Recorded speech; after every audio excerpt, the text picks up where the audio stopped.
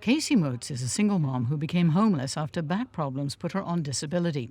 She spent weeks living in her car before finding a place to live. When she got money from a rental assistance program called Rapid REHOUSING, she couldn't find a landlord who would accept the government housing voucher. I called so many apartments, and nobody takes third-party checks, and that's what Rapid REHOUSING is a third-party check. I guess Section 8 would be a third-party check also.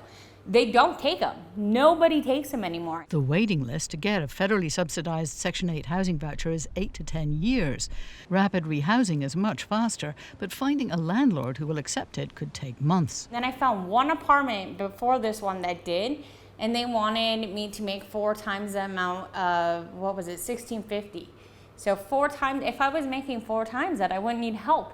I'm a single mom, So it doesn't make any sense to me at all. Landlords hold the keys, literally, to who gets to rent an apartment. And if you're a homeless person, it's sometimes hard to find a landlord who's willing to take a chance on you. And a lot of landlords figure, why should I take the risk, or why bother taking the risk when I have such a large pool I can go, pick from. Yeah. Eddie and Nancy Walker manage the QUINCE Park apartments in Escondido, where Motes finally found a home.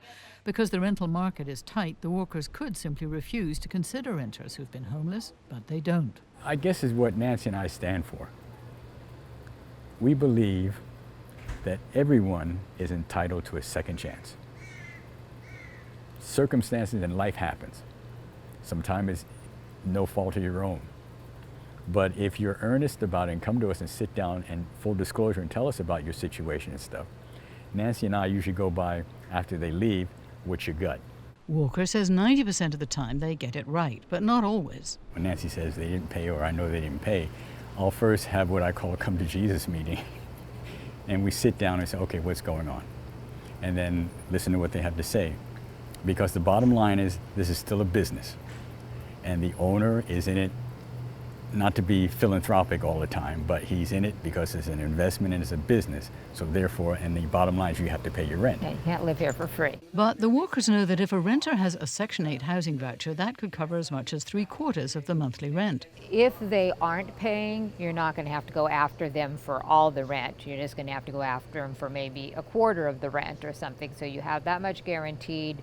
So that is a plus. It's definitely a plus. Both the city and the county of San Diego are offering landlords incentive programs to encourage them to help house people who are homeless.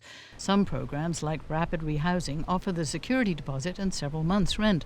Other programs offer landlords the security of up to $5,000 if their place is damaged. Because for the most part, they're great, but once in a while you get somebody and oh my gosh, you're really eating it because they have destroyed the place. The San Diego County Housing Authority says fewer than 5% of participating landlords have ever had to use damage mitigation money. But the Walkers wish the guarantee was more widely available, even if they don't have to use it.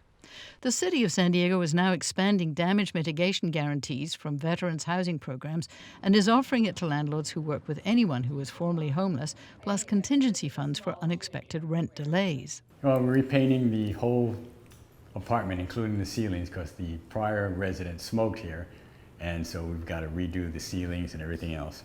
And we're going to brighten the color up. It's going to be more of like an eggshell color. Walker says paying landlords incentives and the security of a regular government-backed rent check is one thing, but from his perspective, the most important thing is when a tenant comes with a recommendation from a caseworker. I think it's very important because if you have a difficult, let's say, veteran or anybody in the system, and you sit down with their caseworker and you have a family meeting, so to speak, then we can talk about the issues and what the problem is, and then come up with a plan. Motes says she got help from a caseworker at Interfaith Community Services in Escondido, and that helped her keep going when nothing seemed to be working. It's so sad, you don't understand how depressing it is to know that you are given this help and you're given this chance, but you don't have that.